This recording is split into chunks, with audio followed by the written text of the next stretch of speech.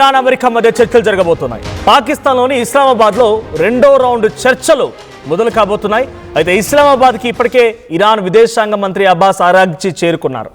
Abbas అరాగ్చితో Trump రాయబారులు విక్టాఫ్ Kushner ఇద్దరు కూడా చర్చలు జరపబోతున్నారు. ఒకవేళ కనుక చర్చల్లో ఏదైనా ఫ్రూట్ఫుల్ డిస్కషన్ జరుగుతోంది, పురోగతి సాధించబోతున్నాం అనుకున్నప్పుడు జేడీ వ్యాన్స్ అమెరికా వైస్ ప్రెసిడెంట్కు రంగంలో దిగే అవకాశం ఉంది. ఇక ఇస్లామాబాద్లో చర్చల తర్వాత డైరెక్ట్గా ఇటు అరాగ్చి పుతిన్ని కలిసే అవకాశం ఉంది. సో పుతిన్తో పాటుగా రష్యా, ఓమన్ దేశాధినేతలతో కూడా అరాగ్చి సంప్రదింపులు జరపబోతున్నారు. చర్చల వేళ ఇరాన్కి ఇప్పుడు ట్రంప్ మరో బిగ్ వార్నింగ్ కూడా ఇచ్చారు. సమయం మించిపోతోంది. అదేదో సినిమాలో బాలకృష్ణ చెప్పినట్టుగా సమయం లేదు మిత్రమా, శరణమా రణమా అన్నట్టుగా సమయం అయిపోతోంది, తొందరగా ఫినిష్ చేసుకోండి లేదంటే యుద్ధమే అని చెప్పి పదే పదే ట్రంప్ వార్నింగ్ ఇస్తూనే ఉన్నాడు. ఒప్పందం కుదుర్చుకోవాలని వార్నింగ్ ఇస్తూనే ఉన్నాడు ఇరాన్కి ట్రంప్. అయితే ఇరాన్ చర్చల బృందం నుంచి స్పీకర్ గాలిబఫ్ వెళ్ళిపోయారు. అయితే అంతర్గత విభేదాల కారణంగానే గాలిబఫ్ని ఇరాన్ తొలగించినట్టు తెలుస్తోంది. సో ఇరాన్ పార్లమెంటరీ స్పీకర్ గాలిబఫ్ చర్చలో పార్టిసిపేట్ చేశారు. అయితే ఆ చర్చలో నుంచి ఆయన వెనక్కి తీసుకుందట ఇరాన్. అయితే ఇరాన్లో ఉన్నటువంటి అంతర్గత విషయాలే ఈ విత్డ్రాల్కి ఆయనని ఆ చర్చలో నుంచి వెనక్కి తీసుకురావడానికి కారణమయ్యాయని తెలుస్తోంది. So February 28 supreme Ali Khamenei మరణం తర్వాత నుంచి ఇరాన్ అమెరికా మధ్య యుద్ధం మరింత భీకరమైంది. చాలా భయంకరంగా ఈ పోరు జరుగుతోంది. ఇజ్రాయెల్ అటాక్ చేయడం, ఇరాన్ అటాక్ చేయడం, గల్ఫ్ కంట్రీస్ మొత్తం తీవ్రంగా నష్టపోవడం, గల్ఫ్ కంట్రీస్పై అటాక్ జరగడం, స్ట్రైట్ ఆఫ్ హార్ముజ్ని స్వాధీనపరచుకోవడం, అమెరికా ప్రయత్నాలు మొత్తం విఫలమైపోవడం, 2-3 రోజుల యుద్ధాన్ని ముగించేద్దామని అమెరికా దెబ్బ మీద దెబ్బ ఇరాన్ కొట్టినప్పుడల్లా కొంత వార్నింగ్లు ఇవ్వడం, అటాక్ చేయడానికి అటాక్ స్టైల్ని పెంచడం, ఇలా చేస్తూనే వచ్చింది. సో సీజ్ ఫైర్ స్టార్ట్ అయింది. సీజ్ ఫైర్ సుమారుగా 14 రోజుల పాటు అంటే 2 వారాల పాటు కొనసాగిస్తారని డొనాల్డ్ ట్రంప్ చెప్పి మళ్ళీ స్ట్రైట్ ఆఫ్ హార్ముజ్ తన స్వాధీనపరచుకునే ప్రయత్నం చేయడం, స్ట్రైట్ ఆఫ్ హార్ముజ్తో పాటుగా ప్రాక్సీ దేశాలైనటువంటి లెబనాన్ పైన ఇజ్రాయెల్ అటాక్ చేయడం, ఇవన్నీ కూడా అసలు సీజ్ ఫైర్ ఉందా లేదా అని అనుమానాలు కలిగిస్తూనే ఉంది. మొన్నటితో ceasefire 2 weeks of time ముగిసింది. అది ముగిసిన తర్వాత మళ్ళీ డొనాల్డ్ ట్రంప్ మళ్ళీ కొంత ఎక్స్టెండ్ చేయడం, ఇప్పుడు రెండో రౌండ్ చర్చలకి సిద్ధమైపోవడం. సో మొదట వాళ్ళు చెప్పేది ఒకటే, స్ట్రైట్ ఆఫ్ హార్ముజ్ని మొత్తం మేమే కంట్రోల్లోకి తీసుకుంటాం. ఇది ఇరాన్ మొదటి డిమాండ్. మొత్తం ఆ కంట్రోల్లోకి వెళ్ళాలి, వెంటనే కాల్పులని ఆపేయాలి, సీజ్ ఫైర్ జరగాలి, ఆ తర్వాత మేము స్ట్రైట్ ఆఫ్ హార్ముజ్ని మా కంట్రోల్లోకి తీసుకుంటాం. ప్రతిదీ కూడా స్ట్రైట్ ఆఫ్ హార్ముజ్ వెంట జరిగేటువంటి ప్రతి వ్యవహారం పైన ఇరానే సుప్రీంగా ఉండాలి. ఇది వాళ్ళు చెప్తున్న డిమాండ్. ఆ తర్వాత ప్రాక్సీ దేశాలపై అటాక్ని ఆపేయాలి, శాంక్షన్స్ని ఎత్తివేయాలి, వేరే దేశాలకి మేము ఎక్స్పోర్ట్ చేయొద్దనో, వేరే దేశాల నుంచి మేము ఇంపోర్ట్ చేసుకోకూడదనో, మాపై దేశ విదేశాల్లో వేసినటువంటి ఆ శాంక్షన్స్ని, కొన్ని లిమిటేషన్స్ని ఎత్తివేయాలి. సో మాకు పూర్తిగా అంతర్గత వ్యవహారాల్లో మాకే స్వేచ్ఛ ఉండాలి, మేము మా అంతర్గత వ్యవహారాలు మేమే స్వేచ్ఛ తీసుకుంటామనేది అటు ఇరాన్ ఈ కొన్ని ఇంపార్టెంట్ కండిషన్స్ని పెట్టింది. ప్రాక్సీ దేశాలంటే సిరియా పైన, లెబనాన్ పైన, యమన్స్ పైన దాడి చేయకుండా ఇజ్రాయెల్ని అడ్డుకునే ప్రయత్నం కూడా అమెరికానే చేయాలి. ఇవి కొన్ని ఇంపార్టెంట్ కండిషన్స్ ఇరాన్ పెట్టినవి.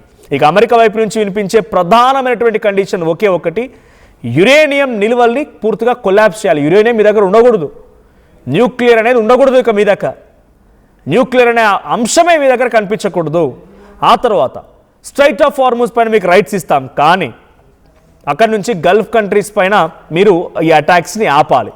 At the same time Iran అడిగిన దాంట్లో ఇంకో డిమాండ్ ఏంటంటే, మేము సుమారుగా దాదాపుగా కొన్ని లక్షల కోట్లు, so to my knowledge Iran ఇప్పటివరకు అఫీషియల్గా అనౌన్స్ చేసిన ప్రకారంగా 12 లక్షల కోట్లు, 12 లక్షల నుంచి సుమారుగా 20 లక్షల కోట్ల వరకు ఈ యుద్ధంలో కోల్పోయింది. Because of their infrastructure damage, because of their bridges, railway tracks, roads and other buildings అన్నింటినీ కోల్పోవడం మూలంగా 12 నుంచి 20 లక్షల కోట్ల రూపాయలు నష్టపోయిందట ఇరాన్.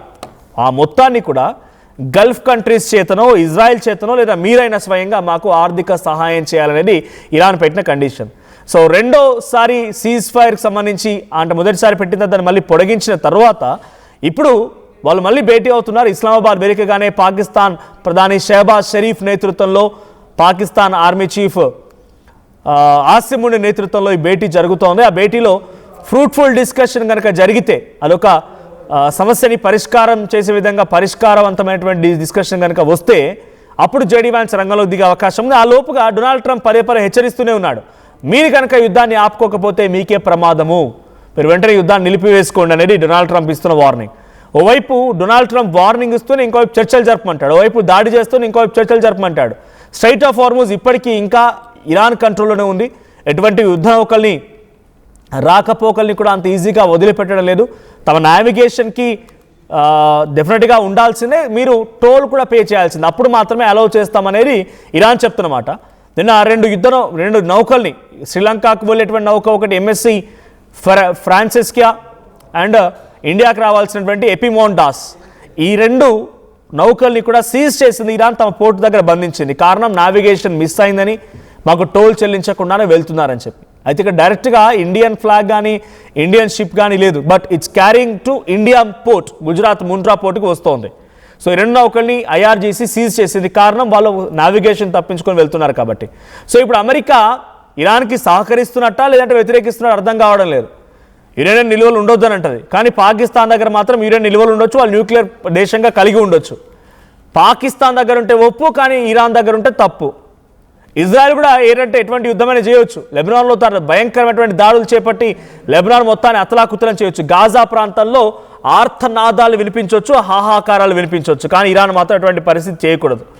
డొనాల్డ్ ట్రంప్ ఒకటే ఆయన సిద్ధాంతం, నాకు నచ్చితే ఏదైనా చేసినా వాడు కరెక్టే, నాకు నచ్చకపోతే వాడు ఏ తప్పు చేసినా ఏ కరెక్టు చేసినా నాకు తప్పులాగా అనిపిస్తుంది. ఇది డొనాల్డ్ ట్రంప్ యొక్క ఉద్దేశం. ఇక్కడ బిగ్గెస్ట్ థింగ్ ఏంటంటే ఇలా గాలిబఫ్, ఇరానియన్ పార్లమెంట్ స్పీకర్ గాలిబఫ్ని ఈ చర్చలో కూర్చోబెట్టి 2 రోజుల పాటుగా చర్చలు జరిపిన తర్వాత ఎందుకు వెనక్కి తీసుకున్నారని బిగ్గెస్ట్ క్వశ్చన్. అంతర్గతంగా విభేదాలంట. అంటే మొస్తబా ఖమేనీ గాలిబఫ్ని తప్పించాలనుకున్నారా? లేదు, అక్కడ IRGC కమాండ్స్ గాలిబఫ్పై సంపూర్ణమైనటువంటి నమ్మకం లేకుండా వెనక్కి వెళ్ళిపోయారా? లేదు, విదేశాంగ మంత్రి అరాగ్చీతో ఆయన గాలిబఫ్ ఏదైనా విభేదంలో ఉన్నారో తెలియదు, కానీ ఆ చర్చల నుంచి మాత్రం ఇరానియన్ సుప్రీం లీడర్ మొస్తబా ఖమేనీ పంపించినటువంటి గాలిబఫ్, ఇరానియన్ పార్లమెంట్ స్పీకర్ గాలిబఫ్ మాత్రం తిరిగి వెనక్కి వెళ్ళిపోయారు. సో దీంట్లో ఇప్పుడు డైరెక్ట్గా ఇటు అవతల వైపు నుంచి ఇరానియన్ గాలిబఫ్ వెళ్ళిపోవడంతో JD Vance ఎంట్రీ ఇచ్చే అవకాశం ఉంది, ఇఫ్ ఎట్ ఆల్ అది ఫ్రూట్ఫుల్ డిస్కషన్ కనుక ఉంటే.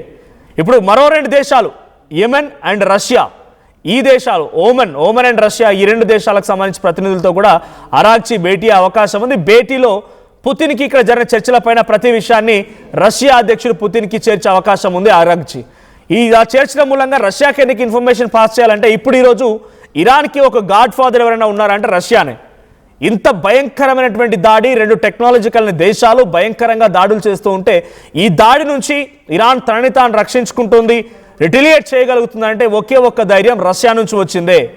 రష్యా నుంచి నావిగేషన్ సిస్టమ్ రావడం, రష్యా నుంచి రాడార్ సిస్టమ్ రావడం, రష్యా నుంచి కొంత మిసైల్స్ని ఆయుధాలని పంపించడం, చైనా నుంచి ఫైనాన్షియల్ అసిస్టెన్స్ రావడం, సో ఇవన్నీ కూడా దొరికాయి కాబట్టి ఇరాన్ ఈ స్థాయి నిలబడగలిగి ఈరోజు అమెరికాతో పోరాడగలుగుతోంది. సో మనం విజువల్లో చూస్తున్నాం, పాకిస్తాన్ ప్రధాని షెహబాజ్ షరీఫ్తో అటు ఇరానియన్ విదేశాంగ మంత్రి అరాగ్చీ భేటీ అవుతున్న దృశ్యాలు మనం చూస్తున్నాం. అట్ ద సేమ్ టైం అటు అమెరికాకు సంబంధించిన కొన్ని ప్రతినిధులతో కూడా అరాగ్చీ భేటీ అవుతున్నారు. సో యుద్ధానికి ముగింపు పలికే దిశగా ఈ చర్చలు జరుగుతున్నాయి. మరి చర్చలు ఎంత మేర సఫలీకృతం అవుతాయి, ఈ చర్చలో ఎంత ఫ్రూట్ఫుల్ డిస్కషన్ జరుగుతుంది, ఈ చర్చలు ఈ రోజు లేదా రేపటితో ఒక ముగింపుకు వచ్చి యుద్ధం కంప్లీట్గా కొలాప్స్ అయిపోతుంది, యుద్ధం కాస్త కంప్లీట్గా ఫుల్ స్టాప్ పడుతుందా లేదా ఇంకా కొనసాగుతుందా, ఏం జరుగుతుంది చూడాలి. బట్ ఈ రోజుతో కొంత సీరియస్గా చర్చలు జరిగే అవకాశం ఉంది. డొనాల్డ్ ట్రంప్ కూడా వార్నింగ్ ఇస్తున్నారు కాబట్టి ఈరోజు చర్చల్లో మరి పాకిస్తాన్ మధ్యవర్తిత్వం ఎంత మేరకి గుడ్ న్యూస్ని ఇస్తుందో చూడాల్సిన అవసరం అయితే ఉంది.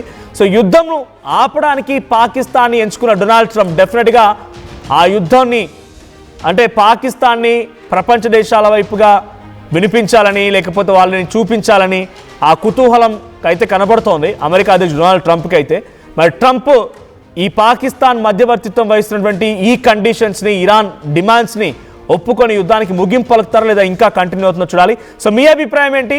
ఇరాన్ ఆర్ అమెరికా, ఈ 2 దేశాలకి ఆ చర్చలు సఫలీకృతం అవుతాయని కోరుకుంటున్నారా?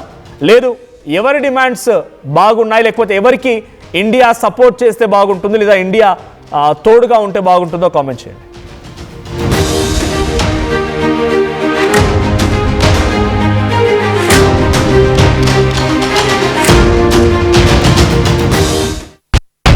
State-of-the-art infrastructure, smart green campus, globally certified labs, KL deemed to be university.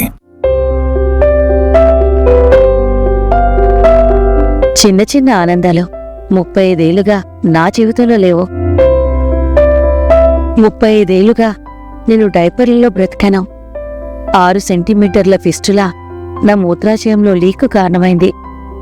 ఎవరూ నాకు సహాయం చేయలేకపోయారు. ఏఐఎన్యూలో వైద్యులను కలిసే వరకు అక్కడ వారు రోబోటిక్ శస్త్రచికిత్సతో నాకు పరిష్కారం ఇచ్చారు. వారు నా ఆత్మవిశ్వాసాన్ని కూడా తిరిగిచ్చారు.